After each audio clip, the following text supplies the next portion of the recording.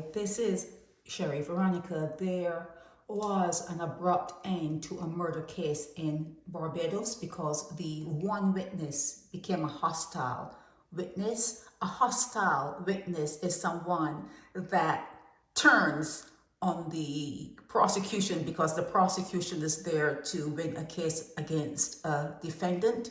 The prosecution is there on behalf of the state, on behalf of whichever city that has employed that prosecutor. Okay, so the prosecutor works with the police, the investigators, okay, that particular body. The prosecutors will work with that particular agency that arrested and pulled all the evidence together, have it in a folder, have the interview on tape or on video, have someone would have done a synopsis of what they will see on the video, because people don't have time to watch a whole 2 hours, 3 hours of a video. So it's made concise so that it can be presented to, the court and the jurors. So the witness in this particular matter was only one witness. One witness. You really should not have had a case against these people. He is the one who was murdered. His name is Shae Hackett.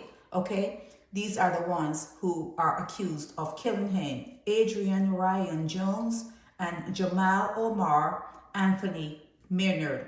I remember telling you, Omar in Barbados is a blighted name. Okay, Omar is a blighted name as it relates to Barbados. Maybe in some other parts of the world it's okay, but in Barbados, Omar is a blight. You have a blight on you. You should not even use that name, okay? And even with the Mar, M-A-R, having a name that has M-A-R, Mar is a blight, okay? But anyhow, let's get back to this particular matter.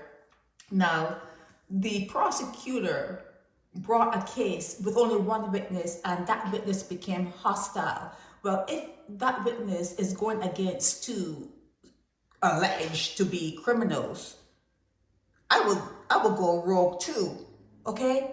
You will go rogue too, and who's to say that they didn't give the witness money to say, hey, you didn't see what you thought you saw? And another thing about witnesses, when you are speaking the truth, when you recount a story, it kind of changes. Your story changes, because when you're speaking the truth, as time goes by, you may see the error in your ways, or you may understand what happened to you better. And your telling of the story can evolve and seem a little bit different, and you tell the story a little bit differently, okay? But when you are telling a lie, when someone is telling a lie, that story never changes. They say it the same way because they have memorized it in their minds. They have said, okay, this is what I said, and I said it this way, and I have to say it this way because I don't want them to think, I don't want anyone to think I'm lying. So a liar usually tells a story the same way every single time. So after a while, people who are in the court system, like judges and attorneys and the prosecutors who are attorneys also, they actually get to recognize when someone is lying. Okay, when someone is lying. But this particular witness changed his mind, said he didn't see what he thought he saw, and he's going up against two. These guys look hardcore. I would change my mind too. These guys look hardcore. Now, when I'm going a little bit left on this one.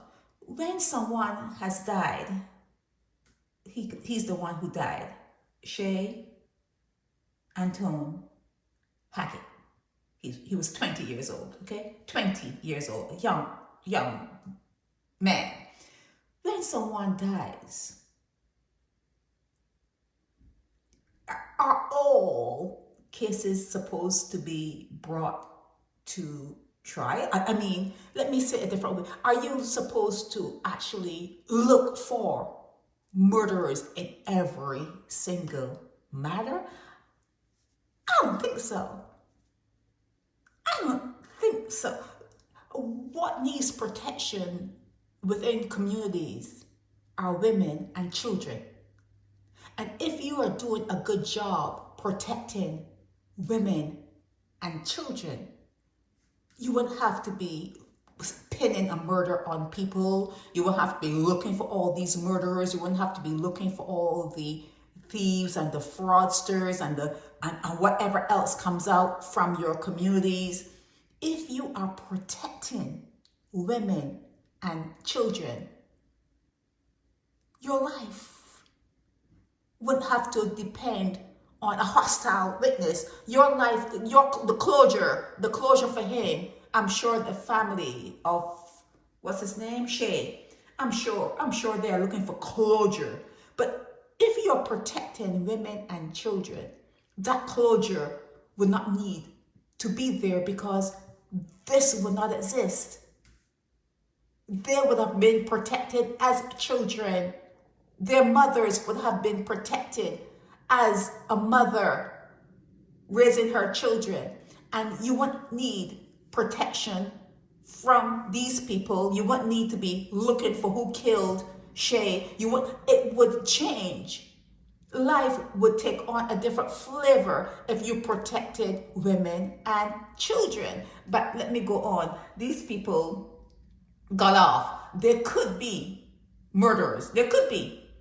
But they are set free because there was no transcript of what they said to the cops when they were in the station and they were being interviewed. There's a hostile witness that is saying that he didn't see shit. How are you going to bring a case? How are you going to bring a case against two alleged murderers? Because it's alleged. I know people think that because the police did their investigations and there's someone in hand and sent to the hotel there in St. Philip, that's an open and closed case that, the police, it's alleged. It's all alleged. Okay? Especially when these two, Adrian and Jamal, were saying they didn't do anything. They didn't kill nobody. Okay? But let's say that they did. Let's say that they did. The police should never have brought them to this point. Not with one witness. Not with one witness. And not with having a file. Not without having like video footage, going and see if people, had video footage in the area when it happened, when Shae was taken out. You cannot just have a flimsy case like that and have these guys' faces plastered all over social media. There's going to be people, there are going to be people who are going to believe that these guys are guilty. Adrian and Jamal, you're going to go on with your lives there in Barbados. There are people that are going to think that you killed Shae Hackett. There are people that are going to think that although the case was thrown out, you could be guilty as sin. You're not innocent.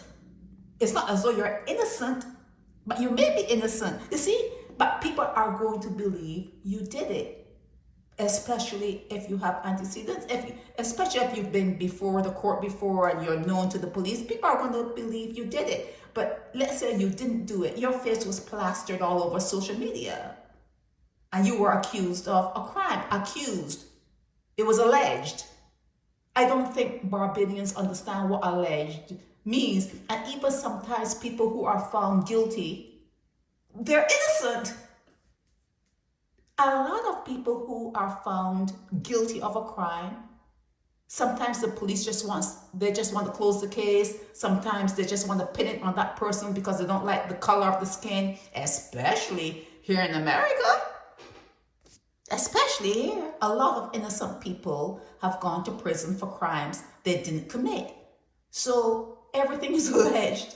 Everything is alleged, and even with guilt, sometimes that has to be overturned. But getting back to Shae Hackett, This case should never have, his death should have been unsolved.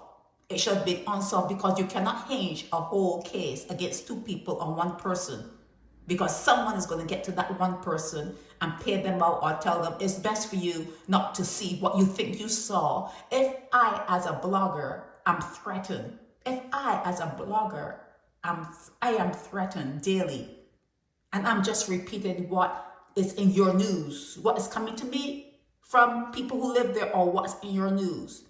Can you imagine what the witness in this matter will go through when he's saying he actually saw it, and that he's willing to testify before what jurors that are going to go home and live their lives, and nobody's going to be worried about the jurors. The judge is going to go home. He could have police protection if there's a threat, and then the prosecutor and everyone goes home. It's all hunky-dory, but the witness has to be afraid. The witness that testified has to be afraid, and then the judge and the system is saying, don't be afraid. Come forth and tell what you know. Tell what you've seen. Don't be afraid. Hey, who are you talking to? Who are you saying that to when you tell people not to be afraid to come forward and say what you've seen? You know, you can't be serious. You really can't be serious. You have to be afraid living in a little fishbowl there in Barbados. You have to be afraid. You have to be. Even the people who write these stories sometimes don't even want to put their names to it because it's a threat to them. I mean, people that work for the Nation News and people who work for Barbados Today, they sometimes they talk about fears because of stories that they are covering, and they will put the story up without their name, without signing their name to that story, because they're afraid. So this case, the family, they needed to close the chapter on this. It's going to be unsolved, especially since it came up and these people are going away. These people are going to go away. No one is going to look for nobody after this. They're not going to say Barbados Police Service gang. They're not going to say, well, we made a mistake with this. Let's continue and see if we can. No. And you cannot bring them back again. You cannot have double jeopardy. Even that is something that is recognized in Barbados, double jeopardy. You cannot bring these, let's say that you were to find additional witnesses and they were to name these two people, you can't bring them back. You can't bring them back. I don't know. Well, I should say, I don't know what Barbados works so strange, but double jeopardy is something that is a serious defense here in America. Once you say, okay, we're going to throw this out and, you know, you guys could go home, you're free to go home. You can't bring them back if someone says something. It's over. It's done. It's a closed chapter, a closed matter. So Shae Anton Hackett, his murder is unsolved. His murder will remain unsolved. And if Adrian and Jamal did it, they had a good day. They had a good day in court yesterday. And if the witness changed his mind, that person may have a good day because they may have some money in their pocket and they don't have to worry about taking a bullet down the road somewhere. So everyone is having a good day. So what I started to say earlier, why even prosecute? Why even bring these things to the fore? Why even, you know, do these trials when some people may deserve to be, you know, everyone is going to die. Everyone is going to die. You don't know if it's going to be by a bullet, by a knife, by falling off a truck, you know, by a heart attack, but you're going to die. So instead of putting your focus on all the taxpayers' money into prosecuting cases, maybe you should think about protecting children and their mothers. Okay, that's what I'm saying. Have a beginning, have a start point. Have a start point. Protect women and children. Protect your women, protect your children, and then you will have lesser of these things coming before your courts. Okay, that's what I really wanted to say. And it's not as though that if someone is killed and the person who's doing the killing should not be brought to justice. But I am saying that, but I'm not saying that. I'm saying it, but not. Let's say that someone were to kill me. I won't want anyone like stressing all over it. Let's say that someone were to kill me. Don't stress out. I'm dead. I'm dead. I was gonna die anyhow. And for me, I feel as though leaving here is just a new life is gonna start. I don't think that I'm dead. I think that I'm gonna go somewhere else and start like a god, become like a god, go back. I'll go back to my kingdom. They're waiting for me. I don't think you should stress out when someone dies. I just don't see it. You know, I'm like the Christ consciousness in this particular instance when, you know, he was like, but, you know, there's more after your death here, because you're living in death here. You're here to experience what it is to die, and what it is to live in sin, and what it is to not be yourself. When you die, you can go back to, you know, your kingdom. People may be waiting for you to come back and give a report. So I'm more of that way of thinking.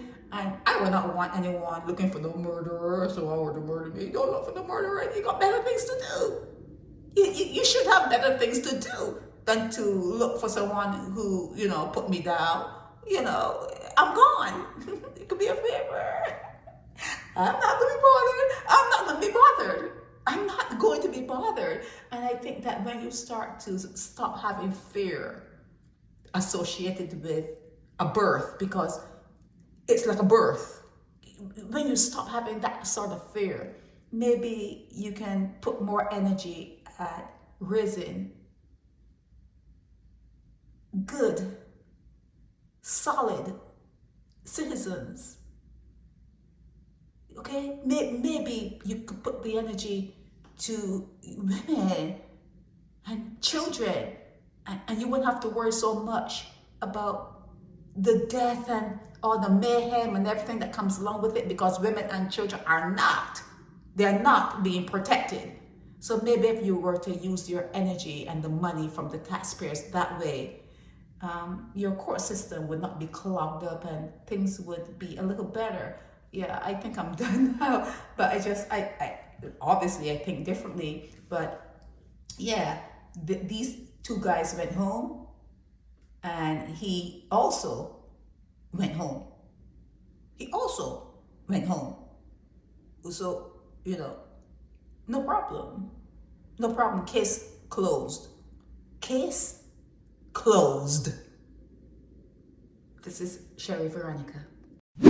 Help me spread the word about Naked Departure via social media. Subscribe and share to show support and love for our channels.